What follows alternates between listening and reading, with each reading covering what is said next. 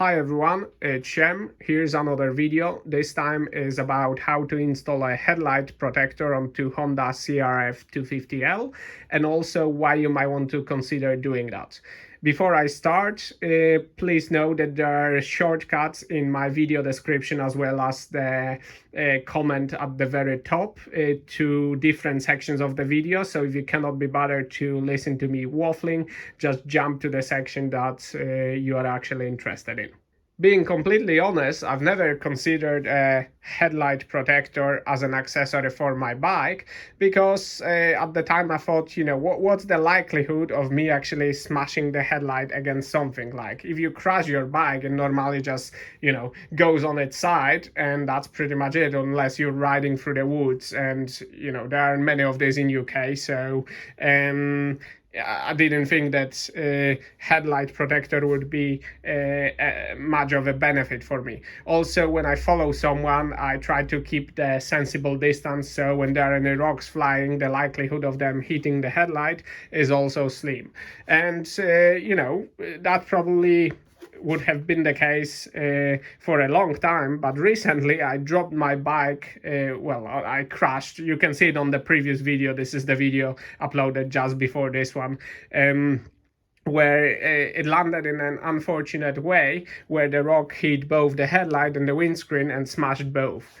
As you can imagine, headlight is not cheap to replace, and it made me wonder, if at the time I had my headlight protector, would that have protected it or not? I mean, there is a weight of the bike behind it, and where it's hitting a stationary rock, it might still go through the headlight protector and actually crack that or smash it. Also, the whole headlight assembly is mounted on the relatively mild steel, so when I actually, smashed the headlight, it bent all of that assembly as well. So I'm not sure if the headlight protector would have made the difference in an accident like this, but for the sake of 30 quid and limiting the hassle of having to replace things, I'm willing to try it. Right, here's the headlight protector in question. People always ask me where I purchase a particular part, and I'm always reluctant to leave links in the video description because listings, IDs change, things expire and so on, and I cannot be bothered to keep it updated and always look for the most recent thing and who sells what. So I'm just gonna mention that this particular part was purchased from an eBay store called Equipment for Motorcycles, and I also purchased my windscreens from them, and they've been pretty good. So I'm gonna leave the name of the store in the video description so you can check them out, but I won't link you to a particular listing because I don't see any point in that. So back to the screen. So this is a sheet metal by the look of it. It's about 2 millimeters and the mounts are slightly thinner. It comes with all the mounting screws, which bolts, which look to be stainless, but that's definitely not aluminium because it's magnetic. I think I would have preferred it to be aluminium because as you probably know from my other videos, I'm a little obsessed when it gets to weight of the bike. I try to remove the weight, not add it. And in case of this screen or other headlight protector, we're adding 298, just short of 300 grams.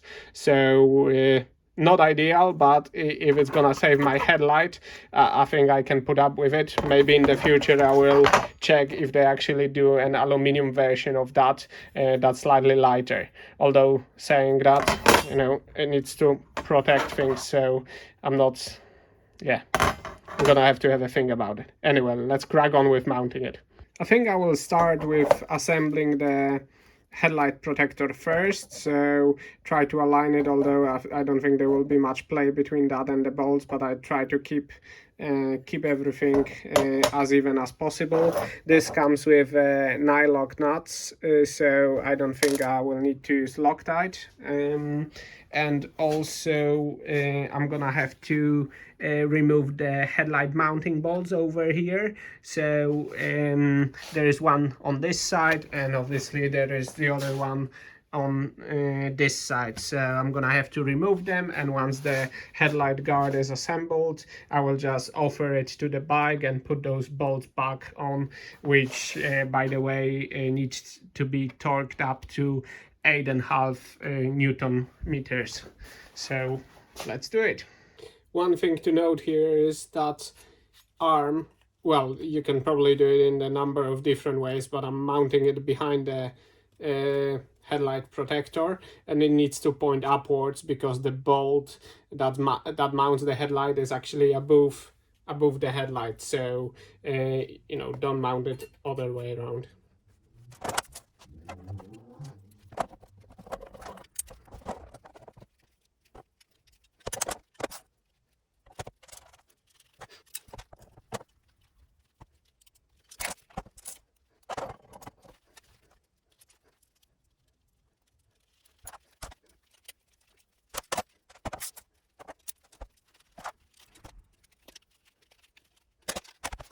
Here we have assembled protector. I've noticed that after initial assembly, these two mounting holes weren't parallel to each other, and from what I've gathered on the bike, the both mounting holes on the sides here, or sorry, rather the headlight mounting points are actually parallel to each other, whereas the headlight guard, it goes like this, almost like a V shape. So I've tried to release the bolt a little bit because there is a little bit of a give because the diameter of the bolt is smaller than the actual hole. So I've tried to twist the arms a little bit on each side, and that made it slightly better, but it's still a bit of a V shape. So you know, as you can see from this side, it goes like this, and when I turn it to the other side, you can actually see the inner parts of it, meaning it's you know, not parallel to each other. Again, it's not precision engineering, so I'm gonna have to probably, you know, kind of force it on and twist it a little bit in order to fit it. On the other hand, I don't expect this parts to be high tech. You know, it's a cheap sheet metal, probably laser cut or something like this, and then powder coated. So you know, you shouldn't really expect too much from that sort of stuff. Nonetheless, it would have been nice if they were actually parallel.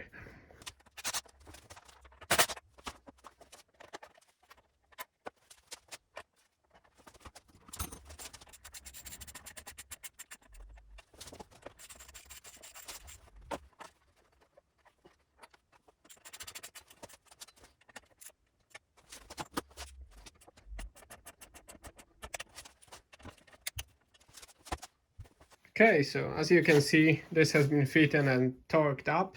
One thing that I'm not too sure about is that movement.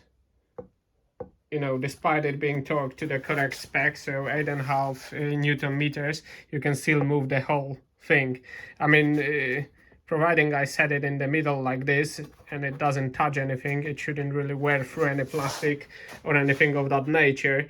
But still, I don't think there is enough torque on those bolts in order to clamp it in place properly, and that's a pretty long arm here, so it's quite a bit of a leverage. So you know, it's okay, I suppose. I don't anticipate any issues with it, but maybe I need to think of a solution to stabilize that at some point in the future.